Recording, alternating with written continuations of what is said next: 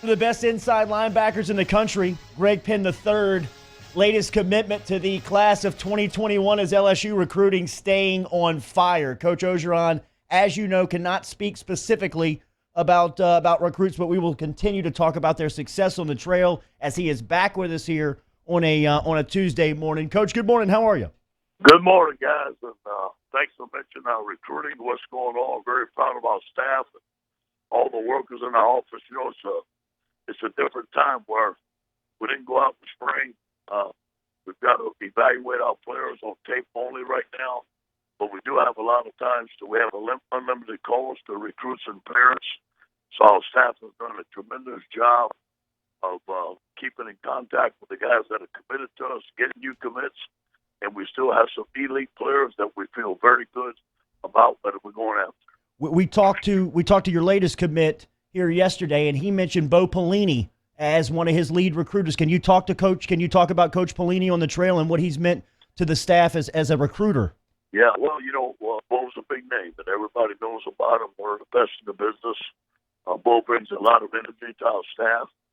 The recruiters love him. Obviously, not only being the defensive coordinator, but also being the linebacker coach, I think it helps that he has a personal relationship with all the linebackers in the family. He's done a tremendous job. Since the day he's walked in there, he's been a force. Coach, one thing is for certain when you turn on the film and you see these kids, they're standout football players, but we've had an opportunity to have a couple of guys on that's been committed to the class and some of the targets over the last couple of weeks, and these guys seem like they really have it figured out off the field as well. Can you talk about what you evaluate in that part of recruiting? Yeah, that's big for us. Character. Guys that can process, guys that do the right things, go to school, guys that are tough in the weight room, that the coaches act. We bring in a questionnaire. We ask 10 tough questions, and they're very tough. And it's about how they live on the field and off the field and how they act. And we judge our recruiting by character. I think character was one of the biggest reasons that we had a great team last year. We had a bunch of young men that did the right thing. And knock on wood, you don't hear about our players getting in much trouble off the field, and we're proud of that. You are recruiting the best at every position. You've got 16 commits right now. Can you talk about what the plan is the rest of the way?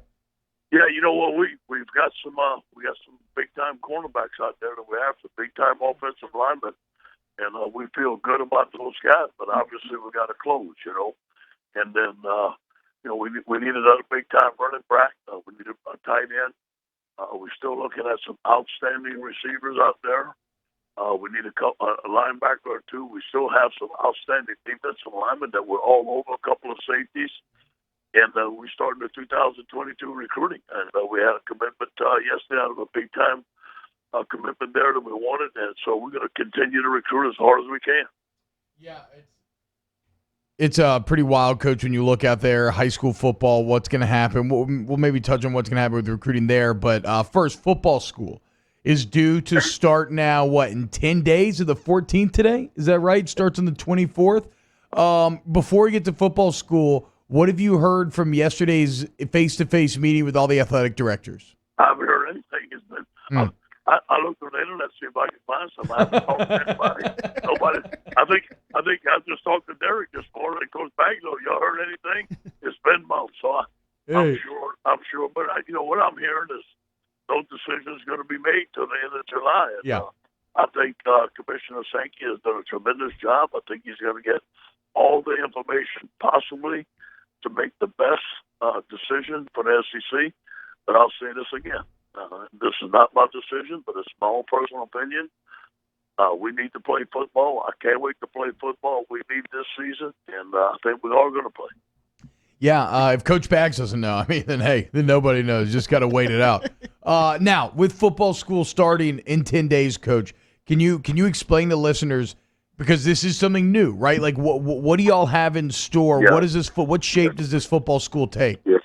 Yeah. First of all, T-Bob, right now we have 2 hours a week with the players. Okay.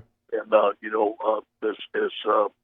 we do some film work, and we can go out and do position-specific conditioning drills, no alignments and nothing like that. So we go out there and get to work out guys on some conditioning drills that are related to their position. Now, when football school starts, we'll have an hour of film a day, hour of meetings, and an hour of practice on the field, and we can actually have a ball. But it's got to be walked through, so it'll be the first time that the center gets to snap the ball. Our youth center gets to snap the ball to Miles Brennan on the 11-11 look, which is going to be a walkthrough, but then we can run out plays, run out defenses, and that is much. And we can do that all the way up to camp. I'm not going to do it all the way up to camp, but we got some pretty good practices starting July 24th, and we're looking forward to that. Going into football camp, what do you think the biggest questions that you want this team to answer are?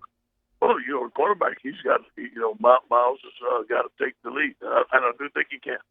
I think he can. There's no question. I've always had a lot of confidence in Miles, but it's going to be competitive at that position. Who's going to be our center? I think Liam can be a center. We're thinking about moving Chase on the guard. This new offensive line has got to come through. The new 4-3 defense, knowing the nuances. I do believe we have an excellent football team. I can't wait till it all comes together. You mentioned back in recruiting that you're going after high-end wide receivers. You've got one committed in the class. You've got the best wide receiver in the sport right now in Jamar Chase. Can you talk about what you've seen from his leadership this offseason? I know that's been pretty impressive to you. He's been phenomenal. Jamar's an excellent young man. He's very humble. He doesn't acquire a lot of attention. He doesn't, he's not in the media a lot. He just comes to work. He's a leader. They've had player-only practices. On Saturday morning when I come to work at 10 o'clock, they're running through red zone routes, him and the offense, and they're on their own out there, and he's the one that's leading. He's the one that's encouraging everybody. He's in the weight room. I think he's in the best shape he's ever been. I can't say enough good things about Jamar Chase, what he's done for LSU. Yeah, and with football school right around the corner, Coach, I mean, you've got to be getting excited about Stingley versus Chase. Another year of watching those two, even better now, going at each other. No question. And you know what? It goes to show you. It's what we say in recruiting, man. You go best against best, iron sharpens iron, every day on the Ponderosa, which, as you know, we call our football field. And those guys, they go after it every day. And, as the head coach, you look at those two guys going after us, I said, man, maybe we need to slow down. But not at LSU. We're going full speed. We're going to get out there. And, I can't wait to see Elias Ricks. I'm excited that he's going to be full speed. I can't wait to see him. I can't wait to see Eric Gilman. Coach Craig is impressed with the young offensive lineman. Our young defensive lineman, Jacqueline Roy and Jacoby Guillory, Philip Webb, and P.J. Ujulari. I mean, you go on and on. You look at all the Josh White, Antoine Sampa, Jabril Cox, watching those guys. It's going to be tremendous. It's like a kid at Christmas. I can't wait to see. I was about to say, Coach, you don't sound excited at all to get there on the field and coach those guys. Coach Bebe Orgeron, head coach of the LSU football team, joining us here just like he does every Tuesday morning. Something must have happened with Moffitt and the group on Friday because I was just reading the tweets, and Chase was talking about how he almost got by Moffitt. Stingley was talking about what happened in the workouts. I know that you can't get down there and see him and what's going on, but it seems like these guys are getting geared up for camp, which is right around the corner. First of all, Tommy Moffitt is like the head coach in the weight room. Him and the assistants are great coaches. And Friday was one of these days, like in 2 days, you guys remember this, you got to grind through it. Yeah. And they were out there, Ray Baker, as you guys all know, Friday. Ray was out there battling, and, from what I heard, it was a very tough workout. But, you got to go through those things. You got to fight through those things, the football team. And Tommy put them through a grueling workout. And from what I hear, they did fantastic. Yeah, the funny part about Moffitt, right? They say like dogs and wolves can smell fear. Moffitt can tell when you're feeling a little lazy that day. He can just smell it in the air, and he's like out for blood whenever he gets that sense.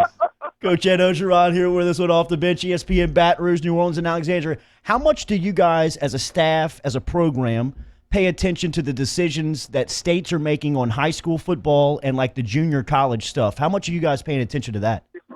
First of all, there's so much stuff going on out there.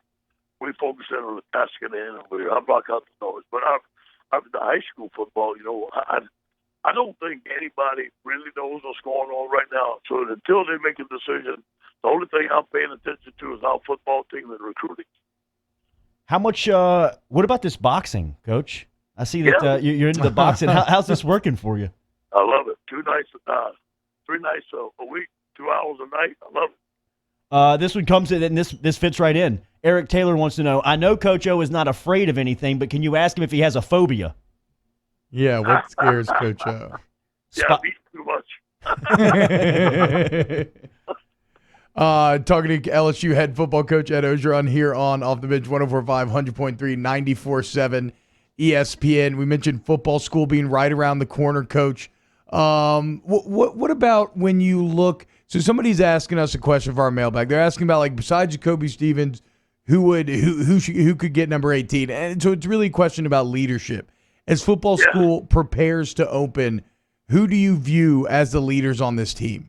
You know, that's something I don't like to put out there. You know, that's we handle that within the football team. A lot of people want to know that ahead of time, so that's something I don't want to talk about publicly until we announce it.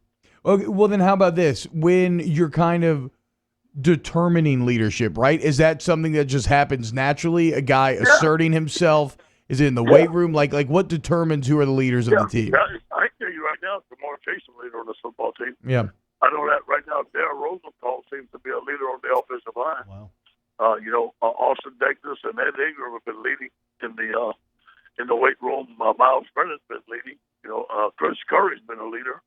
No question about that. Andre Anthony's been a leader. Those guys have been leading right there. Damone Clark has been a tremendous leader. So those guys stand out to me right now. But you know what? When it comes down to leadership, I think you find out about leadership when you go through adversity. Yeah. When it's tough. When it's tough in camp, when everybody's moaning and groaning, hey, why are we practicing so hard? Who's going to stand up and say, no, this is the LSU way. This is what we need to do. Yeah. That's what I'm looking for. It's like that Friday workout with Moffitt, right? I mean, when it sucks really bad, that's when you got to be at your best. T-Bob, I'm glad you can say that word on the radio. Okay.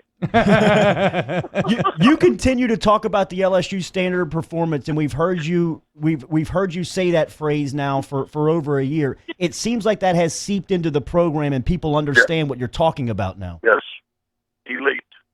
Every day, I challenge the coaches. First of all, I challenge myself. I challenge the coaches. I challenge everybody that works in this building to be the very best. We set the standard. The standard has been set.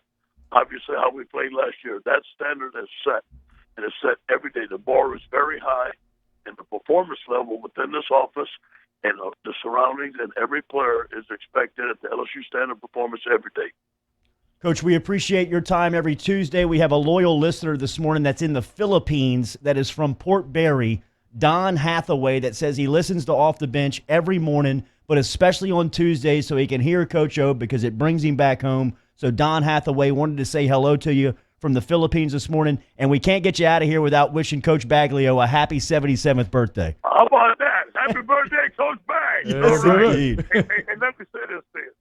One of the greatest all-time coaches in LSU and in high school history at Independence High School, and even a better man. What he has brought to us and brought to me, he is my mentor. He watches film with me every morning at 6 o'clock. He's a tremendous coach. He's helped me build this championship football team. I can't say enough about Coach Bags. Wow. Please tell Coach Bags hello and happy birthday from the crew here on Off the Bench. Thank you for your time as always, Coach O.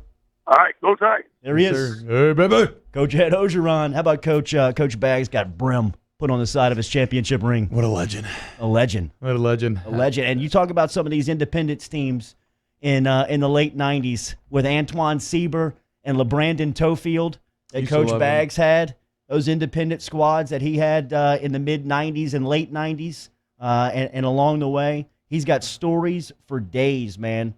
He's been in LSU football. Saban hired him as kind of the liaison between the program and high school coaches in the state. He's held that position, and you heard Coach Orgeron speak about Coach Bags with such enthusiasm on a day that he celebrates his 77th birthday. I mean, I always make jokes about how I think that every single person in Baton Rouge. Like, everybody seems to have a Jordy story of one of another, but Coach Bags is like that, but with the entire state of Louisiana and high school football. Everybody knows Coach Bags. Everybody has a Coach Bags story. He's the man. Happy birthday. 77. Looking great, Coach. Close out hour one next.